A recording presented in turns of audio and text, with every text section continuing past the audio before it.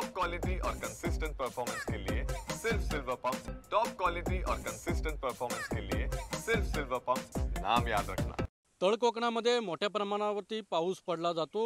अनेक ठिकाणी पूरस्थिती येतात, अनेक ठिकाणी नदी नाले दुथडी भरून वाहताना पाहायला मिळतात। पण मात्र कोकणामध्ये एप्रिल एंडिंगला पाणी टंचाईची समस्या आहे, ती मात्र जाणू लागते। आपण पाहू शकता, मी सध्या सिंधुदुर्गातील कुडाळ तालुक्यातील घोडगे गावामध्ये आहे आणि घोडगे गावामध्ये पाणी टंचाई जी आहे ती भासू लागलेली आहे। आपण पाहू शकता की ह्या विहिरीला पूर्णपणे विहिरीने जो तळ आहे तो पूर्णपणे गाठलेला आहे आणि पाणी जे एकदम आहे ते एकदम दूषित पाणी आणि खराब पाणी एकदम आहे। आणि ह्या लोकांना जे पाणी आहे हे पाणी पियावं लागतं, ह्या पाण्यामध्येच आंघोळ करावं लागतं। हे सगळे महिला इकडे आहेत, पाहू शकता की कशा प्रकारे हे पाणी या नदी आपल्या विहिरीचं काढताना पाहायला मिळत आहेत। त्यामुळे पाणी टंचाईची समस्या आहे ती म्हणजे विदर्भ मराठवाड्यामध्ये नाही तर सिंधुदुर्गामध्ये सुद्धा आणि कोकणामध्ये सुद्धा देखील ही हळूहळू जाणू लागलेली आहे। मला आता किती वर्ष झाली, 60-70 वर्ष झाली, त्यावरून मी पाण्याचे हाल काढलो। आम्ही आमच्या पाण्यावर कोण लक्ष देणार नाही आणि आमका पाण्याची कोण सोय करणार नाही। आमची खेचीच सोय अशी आमच्या मळ्यावाडी असं कोण हे करत नाही। आम्ही पाण्यासाठी आम्ही गावात फिरतो घागरी घेऊन, तरी पण आमका बावड्याचं पाणी 2 बावडे आहेत, पण आमका एक पण बावड्याचं पाणी नाही भेटत। रात्री उठतो, म्हातारी माणसं ढकलत येऊन घागरी भरतो, कोणाक गावला कोणाक नाही गावला करून 9 घराची आम्ही बिराडा असो 10 माणसं, तरी पण पाणी नाही। आता ही समस्या म्हटलं तरी आम्हीच आता येऊन इथे 27 वर्ष पूर्ण झाली, त्याच्या अगोदरपासून चालूच आहे, तरी पण असं कायमच चालू राहिलंय। आम्ही आता सकाळी कामाला जायचं, सकाळी 4 वाजता उठून पाणी भरतात ही लोक, म्हातारी असली तरी सुद्धा। त्यामुळे मुंबईची लोक येतच नाही ते पाण्याची टंचाई असल्यामुळे।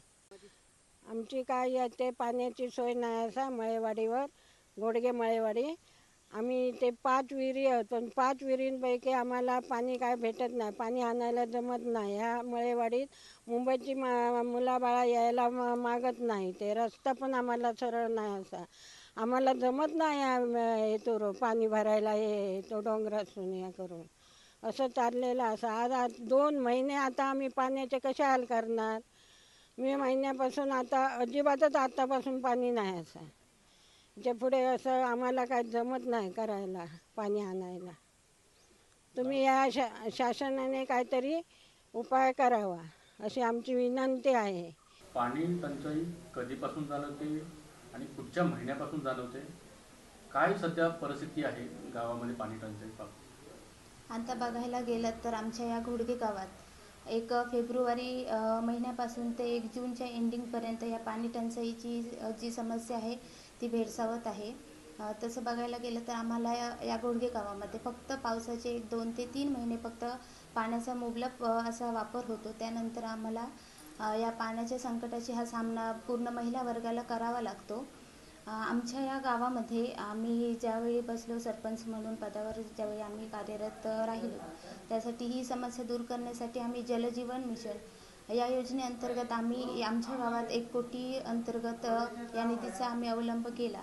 परंतु आमच्या गावामध्ये आपल्या जो पाणी जे साठवण करण्यासाठी जे किंवा तलाव म्हणा किंवा धरण म्हणा यासारख्या कोणत्याही प्रकारचा हा तलाव अशी काही योजना नसल्यामुळे पाण्याचा स्रोत हा वाढत नाही। त्यामुळे विहिरी म्हणा किंवा बोरवेल म्हणा यासारखे योजना आणूनसुद्धा पाण्याचा जर स्रोतच नसेल तर अशा विहिरींचा उपयोग काय होणार। त्यामुळे आमच्या ज्या गावात आहेत की या मे महिन्यामध्ये म्हणा किंवा अन्य काही जर कार्यक्रम असले तर मुंबईतील लोक ही पाण्याच्या टंचाईमुळे फक्त गावामध्ये येणं टाळतात, म्हणजे लग्नकार्य असू देत किंवा अन्य काही, म्हणजे या गावापासून ही आपली मुंबईची लोकवस्ती आहे ही कुठेतरी दूर चाललेली आहे।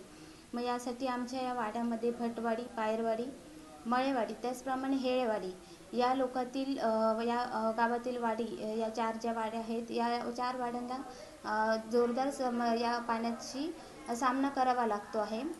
तर माझी प्रशासनाला कळकळीची विनंती आहे की आमच्या या गावाच्या पाणी समस्येवर काहीतरी त्यांनी लक्ष द्यावा। ही योजना आम्हाला मुबलक पाण्याचा स्रोत कसा वाढेल याकडे त्यांनी लक्ष देऊन आमची ही जी समस्या आहे ती त्यांनी दूर करावी।